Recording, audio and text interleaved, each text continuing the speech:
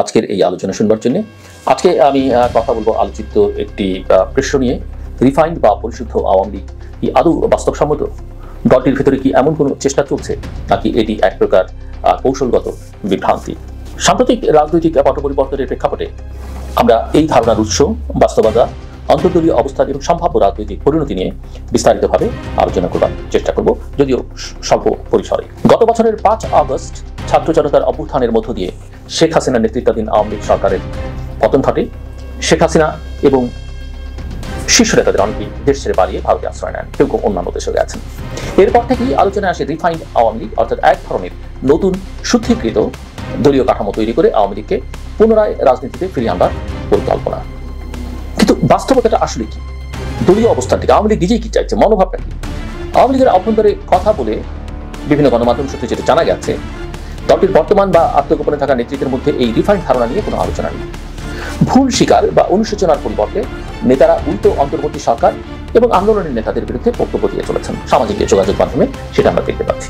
পত্রপত্রিকা তাদের কথাযোগ্য ছাপছেন। দলটির তথ্য প্রচার সম্পাদক আমিনুল ইসলাম স্পষ্ট করে বলছেন, কোনো রিফাইন্ড নয়, একেবারে পিওর। পিওর মানে পিওর বঙ্গবন্ধুর আওয়ামী লীগের রাজস্বিক প্রত্যাবর্তনের প্রতীক্ষা। আপনারা বুঝতেই পাচ্ছেন তাদের মনোভঙ্গি কি, মনোভাব কি। দলটির 81 সদস্যের কেন্দ্রীয় কমিটির অধিকাংশই এখন বিদেশে। ভারতে আছেন শেখ হাসিনা এবং ওবায়দুল কাদের সহ অনেকে। যুক্তরাজ্য, যুক্তরাষ্ট্র, কানাডা ও বেলজিয়ামে ছড়িয়ে ছিটিয়ে রয়েছেন বাকি নেতারা। এই নেতাদের অনেকে ফেসবুক, এক্স, জুম বা ইউটিউবের মাধ্যমে দলকে সংগঠিত করবার চেষ্টা করছেন। আবার কারো কারো মধ্যে শুরু হয়েছে নেতৃত্বের লড়াই। ভাবতেই পাচ্ছেন তাদের এনার্জি কোন লেভেলে আছে। হাসনাত আব্দুল্লাহ, এনসিপির নেতা, অভিযোগ করেছেন সেনানিবাসে তাকে রিফাইন্ড আওয়ামী লীগ গঠনের প্রস্তাব দেওয়া হয়। এতে সাবের হোসেন চৌধুরী, শিরিন শারমিন চৌধুরী ও ফজলে নূর তাপসকে সামনে রাখবার কথা বলা হয়।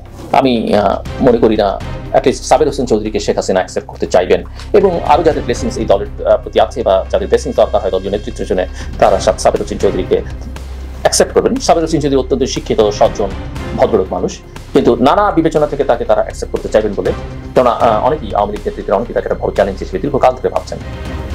যাই হোক, বাস্তবতা বলছে এই তিনজনের কাউকেই তৃণমূল বা দলের ভেতর থেকে সংগঠক হিসেবে গ্রহণযোগ্য মনে করা হয় না। সাবের হোসেন চৌধুরী দলের পদে নেই, শিরিন শারমিনের সাংগঠনিক অভিজ্ঞতা কম, আর তাপসের বিরুদ্ধে দুর্নীতির অভিযোগ রয়েছে এবং তিনি দেশ ছেড়ে পালিয়েছেন। ফলে রিফাইন্ড চিন্তাটি নেতৃত্ব সংকটে পড়েছে। আমরা আওয়ামী লীগের সাংগঠনিক শক্তির মূল ভিত্তি ছিল তৃণমূল, সেটা জানি, কিন্তু 15 বছরের দমন পীড়নের শাসনে দলটি এখন সাধারণ কর্মী থেকে বিচ্ছিন্ন। শাসনটা তারা করেছে, দলের উপরে গুরুত্ব দেয়নি। প্রশাসন এবং পুলিশের করেছিল আওয়ামী লীগ বা সরকারের নির্ভরশীলতা। সরকারের পতনের পর অনেক তৃণমূল নেতা শেখ হাসিনা এবং তার পরিবারের উপর ক্ষুব্ধ। বর্তমান পরিস্থিতিতে কোনো শুদ্ধি প্রক্রিয়া শুরু করতে গেলে এই ক্ষোভ বড় বাধা হয়ে দাঁড়াবে। যদিও আমি জানি শেষ পর্যন্ত শেখ হাসিনার সিদ্ধান্তই এই দলের চূড়ান্ত হবে। তিনি যেখানে যে অবস্থায় থাকুন না কেন, জীবিত থাকলে তার সিদ্ধান্ত চূড়ান্ত। রাজনৈতিক বিশ্লেষক মিস্টার মহিউদ্দিন আহমেদের মতে রিফাইন্ড আওয়ামী লীগের ধারণাটাই অবান্তর। তিনি বলেন যে যারা এখন রিফাইন্ড আওয়ামী লীগ করবার কথা বলছেন, তারাও ভুয়া নির্বাচনের সুবিধাভোগী।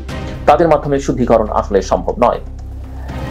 মিস্টার মহিউদ্দিন আহমেদ আরও বলছেন যে পরিশুদ্ধির দাবি দলীয় ভেতর থেকে না এলে তা কখনই বাস্তবায়িত হয় না। বাইরে থেকে চাপ দিয়ে দল সংস্কার করা সম্ভব নয়, সেটা আমরা 2007-8 কিন্তু দেখেছি। এটা খুব একটা কাজে দেয় না। বাংলাদেশ আওয়ামী লীগের রাজনৈতিক ভবিষ্যৎ নিয়ে এখনই চূড়ান্ত কিছু বলা যায় না। তবে এটা স্পষ্ট যে দলটির শীর্ষ নেতৃত্ব এবং কর্মী সমর্থকদের মধ্যে বিভ্রান্তি, অনৈক্য এবং দিক নির্দেশনার ঘাটতি রয়েছে। দলটা সম্পূর্ণভাবে বিচ্ছিন্ন, স্ক্যাটার্ড। রিফাইন্ড আওয়ামী লীগ আদৌ বাস্তবসম্মত কিনা সেটা নির্ভর করবে শেখ হাসিনার রাজনৈতিক অবস্থান, তৃণমূলের মনোভাব অর্থাৎ তৃণমূল আওয়ামী লীগের মনোভাব এবং আন্তর্জাতিক মহলের প্রতিক্রিয়ার উপর, বিশেষত আমাদের প্রতিবেশী ভারত কি চাইছে তার উপর। এই মুহূর্তে এটা যতটা আলোচনায় আছে, বাস্তবে তার ভিত্তি এখনো দুর্বল। ভবিষ্যতে আওয়ামী লীগ আদৌ নতুন নামে নতুন কাঠামোয় ফিরবে কিনা তা সময়ই বলে দেবে। তবে আমি মনে করি যে ভোটের মাধ্যমে আওয়ামী লীগের যদি কোনো ফ্রি ফেয়ার ইলেকশন হয়, ফিরে আসতে অনেক সময় নিতে হবে। আওয়ামী লীগের মধ্যে, আওয়ামী লীগ নেতৃত্বের মধ্যে অনুশোচনতা থাকতে হবে এবং সেটার একটা প্রকাশ মানুষ দেখতে চাইবে যে গত 15 বছরে তারা দেশটাকে কি করেছেন। তাদের এর পেছনের ইতিহাস নিয়েও নানা রকমের প্রশ্ন জনমনে আছে। সেদিকে যদি আমরা নাও যাই, এই 15 বিশেষ করে 14 পর থেকে তারা যা করেছেন সেটা কোনো অবস্থাতেই অ্যাকসেপ্টেবল নয়। আমি মনে করি আওয়ামী লীগ নেতাদেরও পরবর্তী যে প্রজন্ম বা তাদের বাচ্চারা এটা অনেকেই অন্তত যারা লেখাপড়ার মধ্যে আছে শুভবুদ্ধি সম্পন্ন এটাকে অ্যাকসেপ্ট করবে না। তো আওয়ামী লীগকে আসলে ভেতরে তার নিজের মনস্তত্ত্বে পরিবর্তন আনতে হবে, এবং সেটা যদি আনতে পারে, মানুষের কাছে তার যদি ভুল ত্রুটি স্বীকার করে, আওয়ামী লীগের জনভিত্তি আছে, অস্বীকার করবার কোনো কারণ নেই। একেবারে তৃণমূল পর্যন্ত আওয়ামী লীগের ইতিহাস আছে, ঐতিহ্য আছে, তারা সব খারাপ করেছে এটাও বলা যাবে না। সব মাথায় রেখে এটা বলতে হবে, কিন্তু ওই যে অনুশোচনা, অনুদান, ক্ষমা, এগুলো যতক্ষণ না করছে এবং নিজেকে নিজের দলের ভেতরে গণতন্ত্র শুদ্ধিচার সেটা যতক্ষণ পর্যন্ত না করছে, শুদ্ধিকরণ, ততক্ষণ পর্যন্ত আওয়ামী লীগের ভবিষ্যৎ নেই।